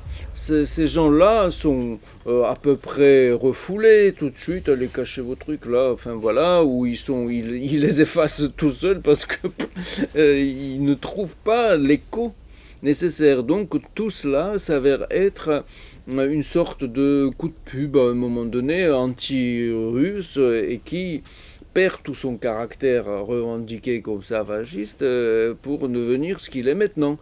Ce qu'il est maintenant, c'est juste un complément d'armée qui fonctionne comme une armée, qui voilà. Je voulais, comme le temps file, je voulais demander à Bruno de nous parler un petit peu de la situation, revenir dans les Balkans. On a parlé de la Croatie, la situation très particulière actuellement de la Serbie avec les événements, y compris au Kosovo. Oui, alors ça tombe relativement bien puisque j'étais à Belgrade il y a un mois et demi.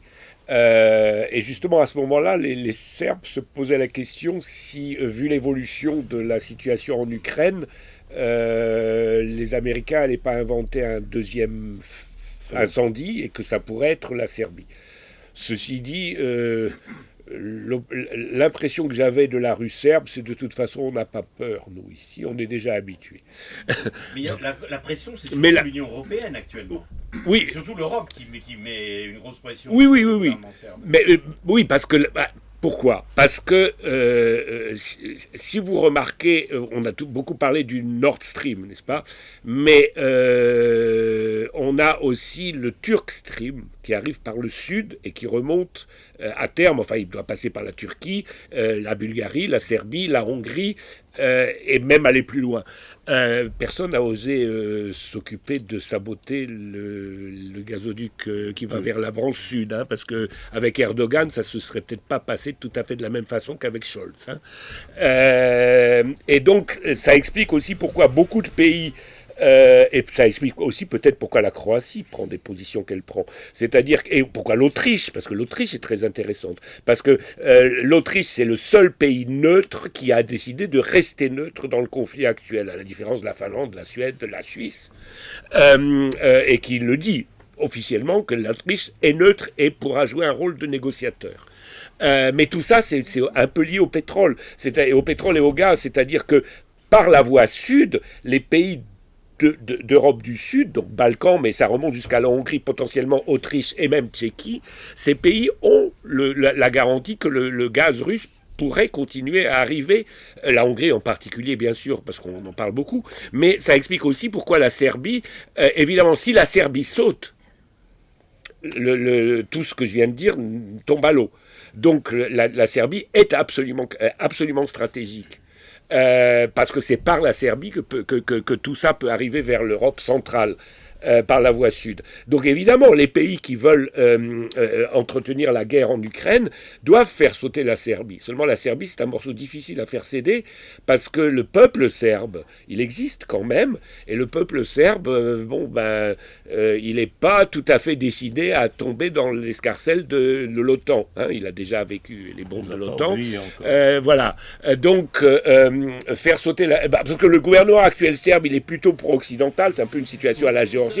Le gouvernement est plutôt pro-occidental, sauf qu'il a une opinion qui n'est pas du tout prête à basculer. Et donc, évidemment, on peut jouer le Kosovo. Et le Kosovo, d'abord, ça ne bloque pas tout, parce qu'il y a quand même toujours la frontière entre la Serbie et la Bulgarie, et ça ne sautera pas. Et puis la situation au Kosovo est dramatique, c'est-à-dire que beaucoup d'Albanais du Kosovo se rendent compte que est-ce qu'ils ont vraiment gagné, entre guillemets, avec les 40 000 soldats américains qui se trouvent au Kosovo, une économie complètement mafieuse. Il fallait bien ça pour remplacer Kouchner. Oui, ben voilà. Donc, même aujourd'hui, on a, tenez-vous bien, des mouvements féministes albanais au Kosovo, féministes, hein, des femmes, qui demandent l'union douanière avec la Serbie. Donc c'est le retournement de toute... Parce qu'elles disent, mais l'avenir, l'économie, si on veut qu'on se développe, c'est avec qui on peut se développer. Ça a été présenté comme des manifestations de femmes pour la paix. Oui, c'est ça. Oui. Il y a eu un petit écho, pratiquement pas dans la presse occidentale. Non, mais bien sûr. Évidemment. Puisqu'elles ne vont pas dans le bon sens, puisqu'elles demandent l'union douanière avec la Serbie. Oui, puis la paix, comme nous l'a rappelé, comment il s'appelle, Blinken, là, dernièrement. Non, c'est l'autre, je ne sais plus lequel, qui a dit, vous avez entendu, là, quand il y a eu les propositions de paix, notamment chinoises ou d'armistice, jamais de la vie. C'est absolument pas question de paix ou d'armistice. Oui, c'est ça. Il a été très clair, là. Donc, je ne sais pas, mais pour le moment, les Balkans sont C'est assez intéressant, c'est de voir qu'un pays aussi, entre guillemets, puissant que l'Allemagne se couche, et que des petits, j'ai envie de dire des petites principautés, parce que si on regarde la taille, comme la Hongrie, la Serbie, la Bulgarie est en train de vaciller, la Croatie, elle a dit des choses qu'on aurait... La Hongrie, elle a quasiment... Oui, la Hongrie. La Slovaquie, il y avait des manifestations énormes en Slovaquie pour la paix, contre l'armement. L'Autriche, qui, comme je dis... La Tchéquie, c'est 100 000 personnes. Sur l'Allemagne, quand même, ça... Ah ben en Allemagne, oui. Ce qui est intéressant en Allemagne, là c'est particulièrement intéressant, c'est que on a en fait deux Allemagnes, hein. C'est-à-dire que, bon, en Allemagne de l'Ouest, il y a une opinion pacifiste, mais elle est minoritaire. En ex-RDA, l'opinion de la ex-RDA, j'ai envie de dire, elle n'est pas seulement pacifiste, elle est pro-russe. Hein, c'est-à-dire que la RDA a quand même laissé quelques petites racines qui poussent, qui repoussent. Ils étaient arnaqués après la fameuse réunion. Oui, ils ont compris, oui. De dire que c'était notre Anschluss. Donc, ils ont compris qu'en fait, les cousins ou les frères de l'Ouest venaient pas vraiment pour les... Et en plus, le Nord Stream, c'est quand même C'était allemand, pas... Oui, ça arrivait chez eux. Ça arrivait chez eux, c'est ça. Et donc, effectivement, mais ça, j'ai des témoignages, la rue dans des petites villes de Thuringe, elle est spontanément pro-russe en ce moment. Vraiment pro-russe, c'est-à-dire... même problème que la France, ils sont encore trop riches. Oui. Non, mais c'est intéressant parce que, bon, du coup, l'Allemagne, les divisions de la société allemande réapparaissent. D'autant qu'elles vont être réalimentées par les problèmes économiques qui s'accumulent. Oui. Vous avez vu aujourd'hui la Deutsche Bank, quand même. Oui, c'est pas rien, oui. Oui, bien sûr. Non, heureusement. Alors, ils n'ont pas eu de Bruno Le Maire en Allemagne pour leur expliquer qu'il n'y avait aucun problème. Soyez calme, il n'y a aucun souci. Hein. Alors, en Allemagne, apparemment, il faut qu'on leur envoie Bruno Le Maire. Mais enfin, en Allemagne, parce que c'est un pays qui est quand même encore industrialisé. Et donc, en Allemagne, on assiste quand même à des contradictions très fortes entre le patronat, je dirais, industrie civile, ceux qui veulent vendre des voitures, et le patronat industrie militaire. Et chimique aussi, voilà, exactement. Mais l'industrie civile commence à trouver la facture lourde. Hein. On assiste à des convergences assez étonnantes entre le patronat allemand et la DGB, c'est-à-dire les syndicats pour défendre l'industrie allemande. C'est-à-dire pour garder... Le dialogue social. Oui, mais le dialogue social, oui, mais pour défendre l'industrie allemande et le gaz russe, en fait. C'est ça l'idée. Mais bon, je pense que c'est loupé pour le gaz russe à cause de notre... Je pense que c'est intéressant que quelqu'un y réponde.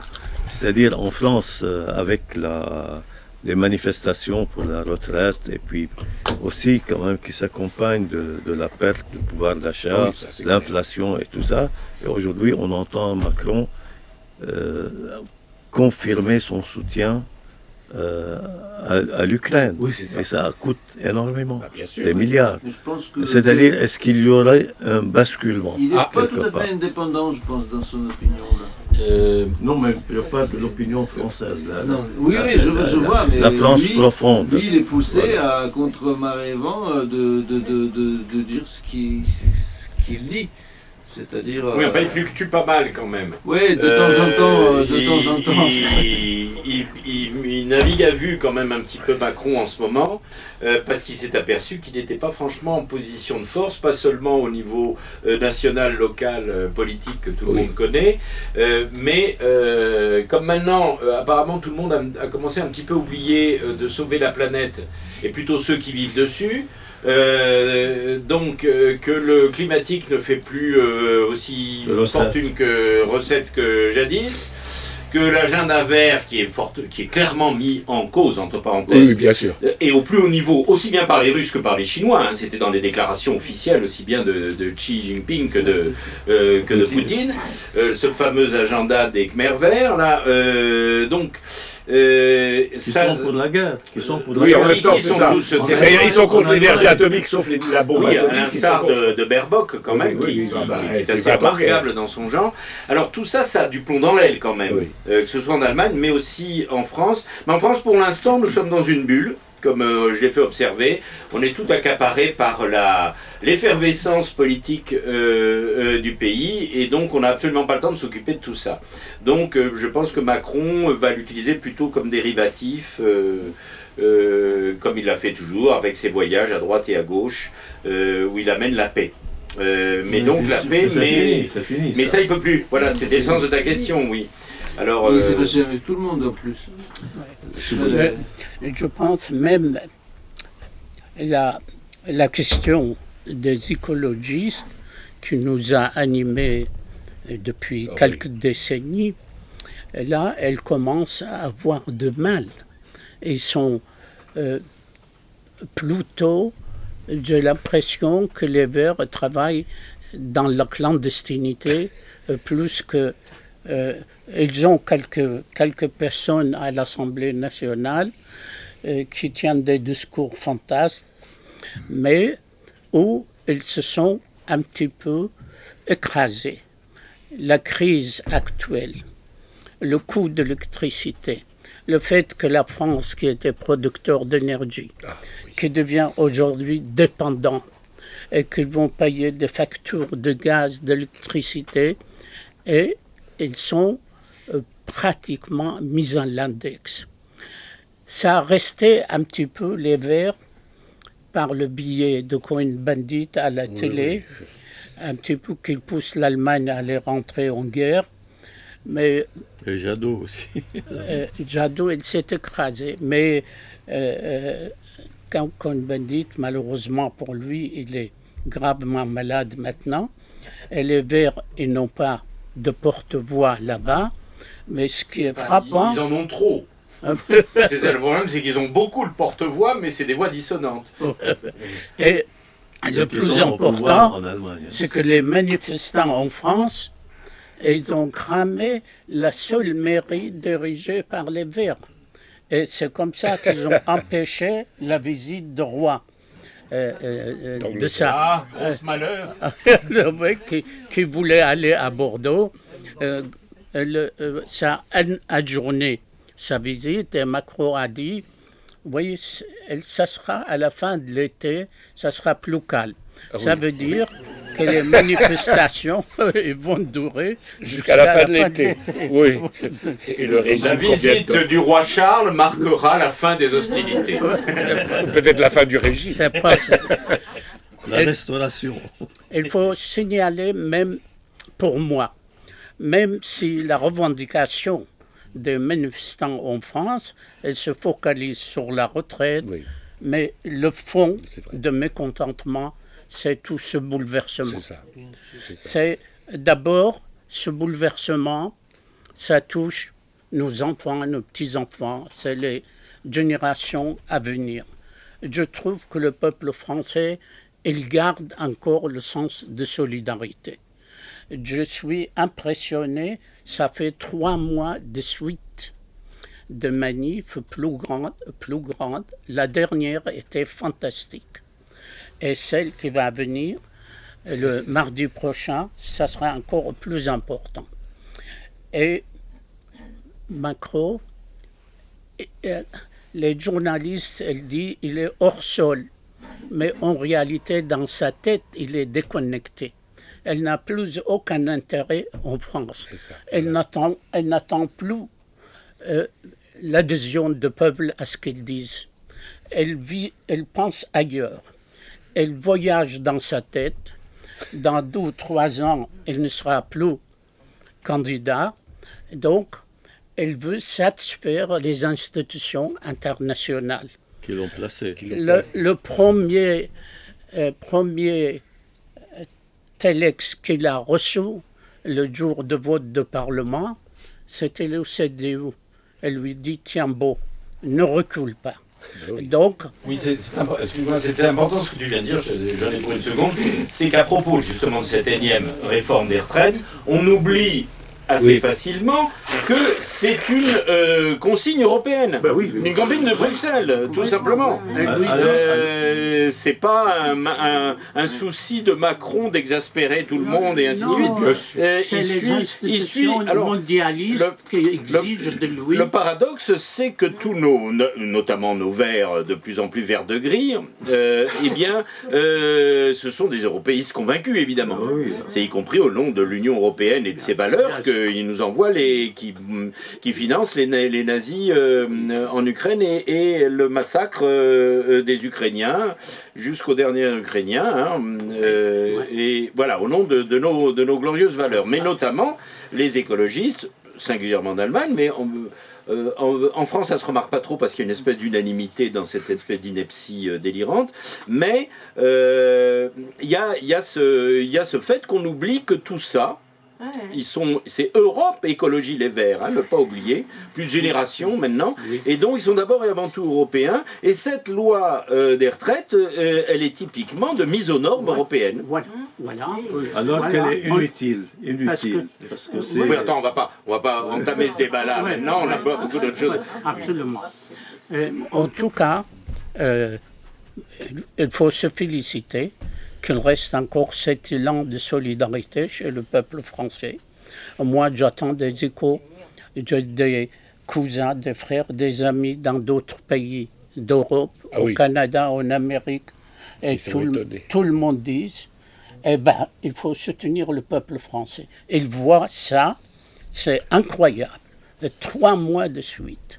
Et à chaque fois, il y a plus de participants. J'ai ma petite fille qui est lycéenne.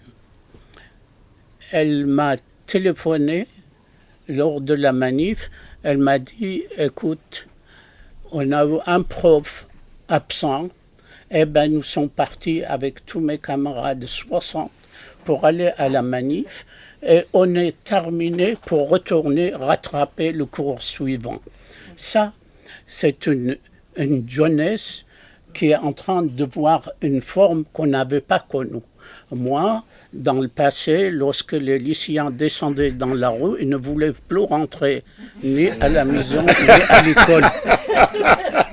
Oui, c'est frappant bien sûr, mais ce qui me frappe encore plus dans tout ce mouvement social, comme tu sais, c'est quelque chose que j'avais suggéré à nos camarades il y a déjà un petit moment, comme une des conséquences, entre autres, de la stagflation que nous connaissons aujourd'hui, c'est-à-dire des bouleversements dans le développement des forces productives, c'est que, on vient de l'évoquer, les manifestations ont mobilisé toute cette jeunesse derrière la Vestal, Greta Thunberg ou Dieu sait qui, ou les collapsologues du genre Cochet et autres cinglés du même genre. Ça, c'est fini. Là, il s'agit vraiment du social. Au cœur de cette question des retraites, c'est les problèmes sociaux, et singulièrement le travail. Qu'est-ce que c'est que le travail? Qu'est-ce que c'est que la société? Enfin, les problèmes sérieux, c'est un des chocs, c'est un des effets de ce grand bouleversement que nous constatons. C'est-à-dire que là, maintenant, on arrête les conneries. Code absologiste et Dieu sait quoi. Macron pour ça. Alors, Macron, encore une fois, lui, il s'adapte. Il a été mis pour ça. Il navigue à vue et il change, comme les autres d'ailleurs. Le champion étant Mélenchon depuis 40 ans, il tourne sa veste dès que le vent tourne. Et il tourne beaucoup en ce moment. Et même, non pas à 360 degrés, comme disait Baerbock, mais à 180 degrés. Donc, là-dessus... je crois qu'on a abordé quand même rapidement, mais l'essentiel des questions du jour. Et donc je vous invite maintenant à une petite conclusion. Ma conclusion est un petit peu contenue dans tout ce que j'ai dit jusqu'à maintenant. Je crois réellement, je croyais personnellement, j'allais finir ma vie sur l'ordre mondial actuel. J'ai dénoncé cet ordre mondial pratiquement toute ma vie et je pense que maintenant, j'ai l'espoir qu'il est en train de craquer et que suite à cela, quel que soit le résultat de la guerre, c'est dramatique, surtout pour le peuple ukrainien, qui est pris en otage par l'OTAN et quelques oligarques locaux. Ils ont intérêt à faire la guerre et le peuple ukrainien paye. Il a toute ma sympathie, toute ma solidarité, mais la situation le dépasse. Comme la situation nous a dépassés, nous, en Irak. lorsqu'ils ont débarqué avec leurs armadas, les Irakiens, ils n'avaient qu'une seule solution, c'était de mourir sur place ou d'essayer de partir. Ils sont en train de reproduire le même chemin. Mais je pense, les bonnes nouvelles, c'est dans la venue des grandes nations comme la Chine, l'Inde, l'Afrique du Sud, le Brésil. Et la Russie. Et bien sûr, la Russie. Et ça constitue un bloc. Ce n'est pas peut-être le meilleur, mais l'ordre nouveau, elle permettra peut-être au peuple de trouver un modèle le meilleur. C'est ce que je le souhaite. Oui. Oui, moi je suis tout à fait d'accord avec ce que tu viens de dire, c'est que vraiment l'ancien ordre est en train de s'effondrer. Fondé sur des règles. Sur des règles, oui. Ah, attention. Mais je donnerai deux exemples. Il y a le Liban qui est finalement, malgré l'existence de la résistance, qui est armée, qui est incontournable, mais quand même ce sont les États-Unis qui gèrent ce pays. Et ce pays, il est par terre. Oui. Il est par terre. C'est-à-dire, même le Fonds monétaire international refuse de lui avancer des prêts pour que même l'armée continue à fonctionner. Parce que même l'armée, les soldats ne viennent plus au travail. Les fonctionnaires ne viennent plus au travail. C'est exactement un autre exemple très instructif, très édifiant. C'est la Tunisie, un petit pays à qui le FMI refuse de lui avancer des prêts de quelques centaines de millions, au même moment où on accorde 16 milliards à l'Ukraine, alors que l'économie ukrainienne est par terre. Mais c'est au même moment, vous voyez, et qu'on voit quand même des tonalités dans le discours du président tunisien qu'on n'a jamais vu. C'était tout à fait une sortie du giron occidental. Ce que la Tunisie a toujours été une pièce maîtresse dans la politique française, la politique européenne, le bon élève du FMI, etc. Excuse-moi, est-ce que tu peux dire un mot des controverses, des polémiques qui ont eu lieu dernièrement du fait de des déclarations qui ont été pour le moins très mal interprétées, y compris par certains autres pays africains du président tunisien? Écoutez, il n'a pas dit autre chose que ce qu'on entend en France. Il a dit, c'est-à-dire l'immigration clandestine. Il faut que ceux qui ont créé ce problème, il y a beaucoup d'ONG, il y a beaucoup d'États qui ont détruit la Libye, qui ont détruit des pays africains. Bien sûr, les malheureux africains viennent en Tunisie ou dans les pays où ils peuvent survivre. C'est exactement ce. Et puis, il a corrigé. Il a été mal compris. Et puis, il a corrigé. Il a régularisé tous les Africains qui se trouvent en Tunisie en leur accordant le statut d'étudiant ou de résident. Mais la Tunisie, vraiment, elle est dans une situation où les Tunisiens déjà l'abandonnent. Surtout les éminences grises, c'est-à-dire les médecins, ils quittent le pays en masse. Il y a déjà 6000 médecins qui ont quitté ce pays, c'est-à-dire l'inflation basse. Mais on a l'impression, en regardant ces pressions, parce que ça c'est instrumentalisé, ce discours. Oui. Parce que les Tunisiens, les Tunisiens que je connais bien, ne sont pas racistes. Ils aiment l'Afrique. D'ailleurs, la Tunisie s'appelle déjà l'Afrique. Les Romains l'appelaient Africa. Donc ils ne peuvent pas être ni les Algériens, ni les Tunisiens. Ni les Marocains. Ni les Marocains, bien sûr. Parce que les Marocains... La Libye, on l'a puni, on l'a envahi parce qu'elle voulait aider l'Afrique. Elle voulait qu'il y ait une monnaie nationale et non pas le franc CFA qui est contrôlé par par la Banque européenne. Donc, à mon avis, mais c'est beaucoup plus grave que ça, ce qui se passe en Tunisie. Parce que vous savez, quand il y a eu le printemps arabe qui a commencé en Libye, Ben Ali a quitté, c'était un bon libéral, mais quand même c'était quelqu'un qui réalisait de la croissance chaque année 5%. depuis que l'État s'est effondré, le dinar a perdu 3 fois de sa valeur. Aucun nouveau projet n'a été créé. L'immigration tunisienne vers l'Europe, partout où ils peuvent s'installer, s'est aggravée. Et puis, c'était les alliés de l'Occident, c'était les frères musulmans qui étaient au pouvoir avec la corruption qui a été multipliée, amplifiée. Bon, le problème, ces frères musulmans, comme ils l'ont fait en Égypte, c'est-à-dire ils savent contester, ils sont bons dans l'opposition, mais dès qu'il s'agit de gérer un pays, ils sont nuls. Ils commettent les mêmes erreurs qu'ils reprochaient au régime qui était sur place.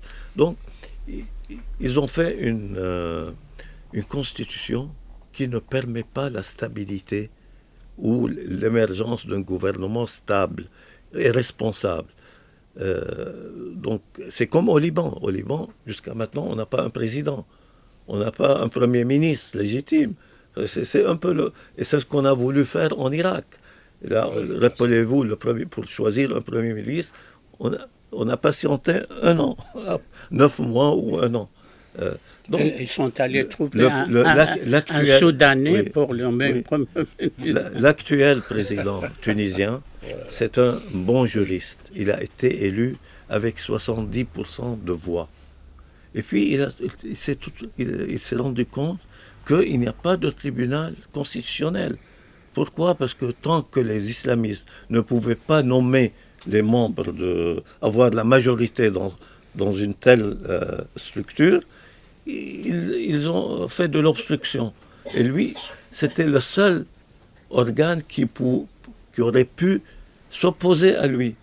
Donc, comme il n'y a pas de conseil constitutionnel, il fait ce qu'il veut. Oui. Donc, il a chassé les islamistes du pouvoir. Et les islamistes, au nom de la démocratie et des droits de l'homme, ce sont les chouchous de l'Occident. Ça, il faut le dire. Même s'il y a un discours raciste et anti-islamophobe oui, mais ça on connaît. Voilà. On se souvient de Fabius, par exemple, et autres, saluant les beaux efforts de Al-Nusra, etc. Mais il est quand même protégé par l'Algérie, qui l'a aidé financièrement, et qui ne permettent pas qu'il y ait des ingérences dans ce pays. Et puis maintenant, il a pris des décisions vis-à-vis de la Syrie. Il a normalisé ses relations diplomatiques avec ce pays. Vous voyez, c'est contrairement au Conseil de la France et des États-Unis. Bon, jusqu'où ça peut aller? Est-ce qu'il peut résister? Surtout que l'économie est chancelante. Ça, il faut attendre. Oui, d'autant qu'elle souffre beaucoup de ce qui arrive en Libye. Parce que quand même, l'économie tunisienne était, je te reparle tout de suite la parole, était fortement dépendante de la Libye, de Kadhafi, bien sûr. C'est la Tunisie et l'Algérie aussi. On oublie que le terrorisme qui est venu de Libye pour attaquer les champs gaziers en Algérie, c'était quand même, il y a eu une centaine de morts. Vous voyez? Il y a même l'Algérie a accueilli à peu près 200 000 Africains qui sont actuellement en Algérie. Donc, ils ont déstabilisé toute la région. Pour résumer, parce que là on en vient aux conclusions, on va passer la parole à Soubry et à Bruno. Est-ce que je sollicite ton commentaire si je dis qu'on va vers une normalisation non pas du vieux rêve de la République arabe unie, mais autour de la normalisation des relations, en particulier avec la Syrie, est-ce qu'on va vers une évolution totalement inverse de celle qu'avait promue l'Empire du Bien? C'est-à-dire on va assister au retour des États forts, parce que c'est une demande populaire maintenant. Ils ont essayé le chaos, ils ont essayé l'instabilité et la mauvaise gestion. Donc les gens, ils ont envie de manger à leur faim, d'aller à l'école, d'être bien soignés. Donc ça, il y a un retour. Mais pour rappel aussi, par exemple, en Algérie, on a eu ce qu'on appelait le Hirak, des millions dans les rues. Il n'y a aucun blessé, aucun mort. ici en France, avec les Gilets jaunes, on a eu 11 morts quand même, et des dizaines de blessés. Vous voyez? Donc, il y a une maturité, c'est ce que je veux dire. Les gens ont compris quand même que cette révolution nihiliste, les révolutions de couleur, ça ne mène nulle part qu'à l'appauvrissement et que l'effondrement du contrat social. Donc il y a peut-être un parti à tirer du grand renversement qui est en train voilà, de se produire. Exactement. C'est deux remarques. Je crois qu'on avait organisé une soirée spéciale sur le pacte de Marrakech. Oui. Un pacte de Marrakech que le président Macron, il est allé aux États-Unis. C'est salué comme un énorme progrès, justement, Elle a annoncé à tout occidental. Elle a fait sa tournée dans le pays de Maghreb en disant voilà, j'ai trouvé une politique pour l'immigration, pour le futur. Et ici, il y a quelques années, où j'avais dit c'est un aspect de chaos généralisé. La mondialisation, elle ne peut pas gérer l'immigration. Elle a voulu le confier à un pays maghrébin. Elle voulait l'installer, la gestion en Libye, mais la Libye, elle ne peut pas gérer quoi que ce soit. Et donc, ils sont partis un petit peu partout. Les immigrés africains au Maroc, en Tunisie, au Maroc, on organise des manifs contre les choses étonnantes que les Marocains disent on ne peut pas supporter les Africains noirs. Alors tous les ONG humanistes de droits de l'homme, ils sont plus ou moins gérés par les Marocains qui acceptent ça. Moi, je leur ai envoyé un message en disant mais qu'est-ce que vous faites? Vous défendez à tout prix les immigrés partout. Et au Maroc, il y a des manifs pour les chasser et vous ne bougez pas. Donc, et l'autre aspect concernant la Syrie, je pense, par la conclusion d'un accord irano-saoudien, a créé un climat favorable à encourager les régimes arabes et qui vont tous finalement se réconcilier avec le régime syrien dans un futur proche.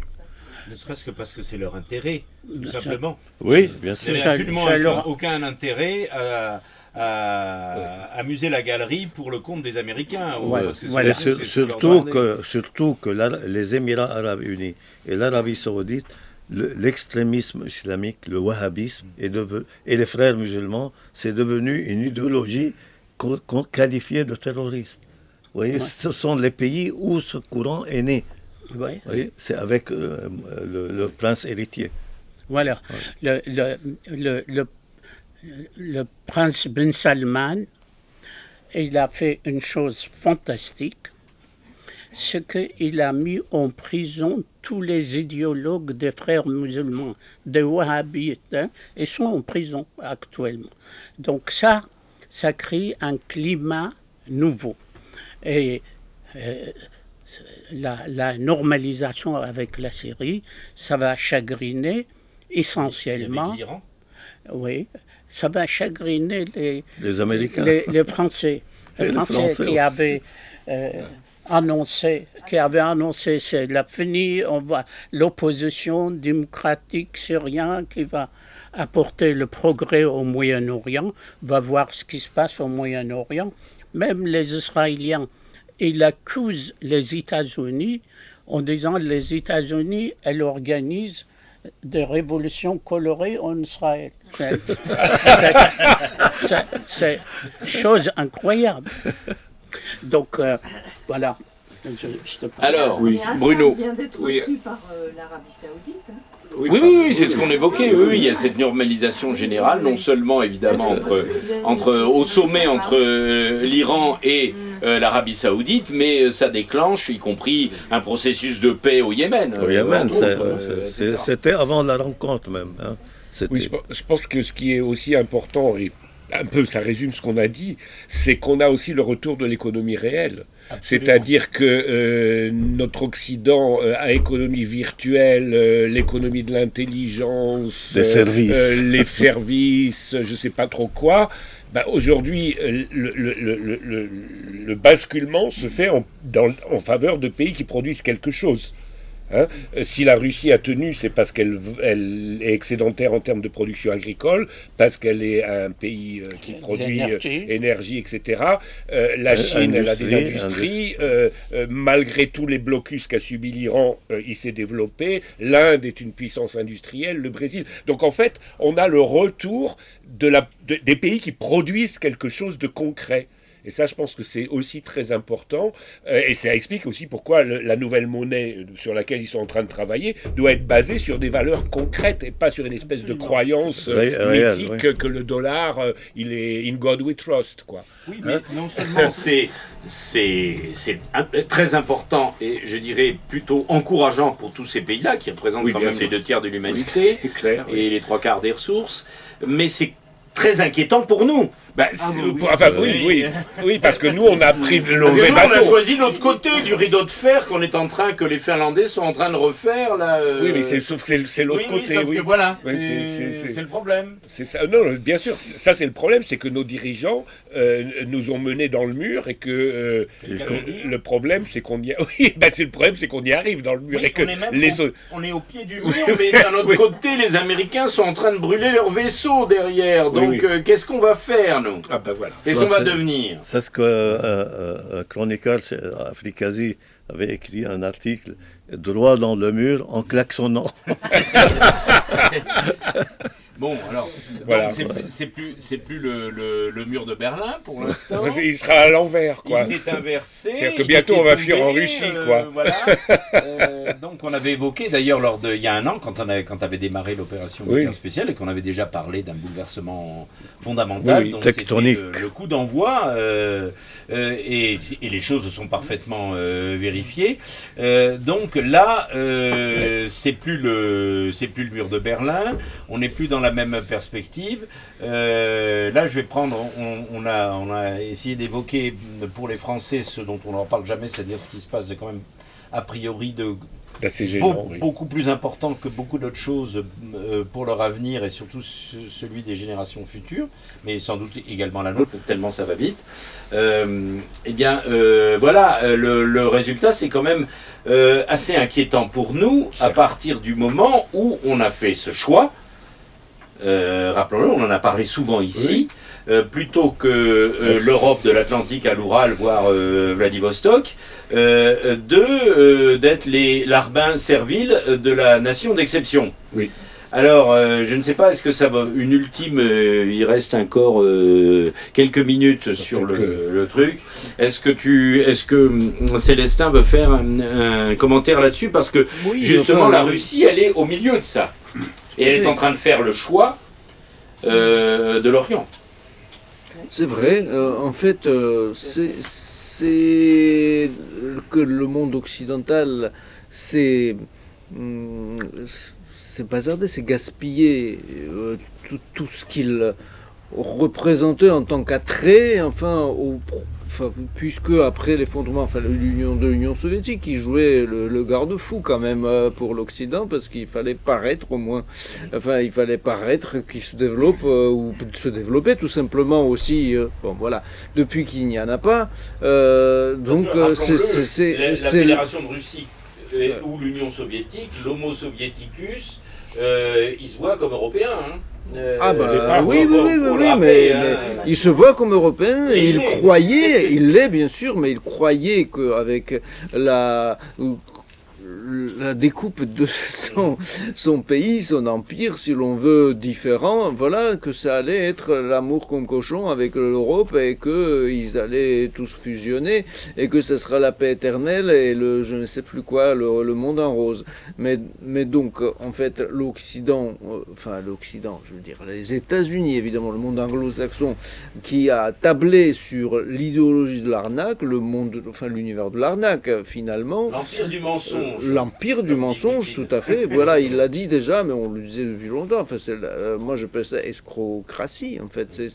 C'est l'escroquerie surtout idéologique, et tout est orienté à l'escroquerie. Finalement, tu produis plus rien, parce que c'était aussi l'escroquerie, de pomper tout des petits tiers-mondes, au nom de l'attrait que tu es l'Occident mythique ou je ne sais quoi. Enfin, finalement, la ressource c'était effrité complètement, il n'y a plus rien, tu produis plus rien, tu produis des bulles. Voilà. Oui, on produit encore de la valeur. Mais pas de la valeur au sens marxiste ou économique, on produit des valeurs. Des valeurs. Et on les exporte. Des valeurs. Et on ne fait pas les formules. On les exporte. Personne n'en veut, soudain. On s'est aperçu qu'en fait, ça se mange pas. Et enfin, les gens dans la plupart, la plus grosse partie de la population mondiale n'est pas preneuse. Et en fait, voilà, c'est le résultat. Maintenant, c'est eux qui produisent, toi qui vas manger tes valeurs, quoi. Voilà. Donc, ça s'aperçoit quand même que ces valeurs, c'est quand même, y compris d'un point de vue symbolique, c'est de la monnaie de singe. Hein. C'est ça. C'est non, ça. Mais on ne saisit pas. On doit s'attendre à un moment extrêmement traumatique pour les Français. Qui n'auront pas à manger, mais qui se rendront compte qu'ils vivent plus mal que les autres. Ils sont en train de se rendre compte. Oui, c'est en cours. Mais que j'en ai vu pas mal des Français qui disent que la Russie, qui ont vu, qui sont allés, que c'est là qu'il y a la liberté, que c'est là qu'on vit la liberté, tout simplement, au quotidien, parce que c'est comme ça. Enfin, ça respire mieux. Donc, c'est pas tout tracé, tout par avance défini, et que tu dois suivre des règles. Non, mais c'est une vraie vie, et que c'est ailleurs, encore pas qu'en Russie, que la vie c'est là-bas. Donc le Français qui est habitué pendant quand même très très longtemps de qu'est-ce qu'on est bien chez nous, etc. On doit c'est culturel, c'est un invariant déjà. Dès qu'ils vont se rendre compte qu'ils sont ridicules, qu'ils sont pas vus comme des sérieux, ça va être qu'ils sont ridicules, ça va être difficile. Ça fait 50 ans, je peux te dire que je les vois, je les observe sombrer dans le ridicule vraiment qu'on ne peut pas qualifier d'achevé puisqu'ils continuent de s'enfoncer. C'est pas dans dans les gènes, en tout cas, de notre exception culturelle. Hein. Voilà, et bien ça va, pourtant, c'est inévitable, voilà, et ça va faire très très mal. Oui. Peut-être même la perte dans la guerre qui s'est mal terminée pour la France en 1940, ça n'a pas fait autant de mal que peut faire la tombée dans le ridicule. Oui, mais bon, on va peut-être conclure là-dessus. Ici, nous ne sommes pas du tout dans la résilience, donc nous organisons la résistance, parce que effectivement, les autres vont souffrir, mais nous, on va essayer de ne pas en supporter les conséquences. Merci en tout cas, bravo.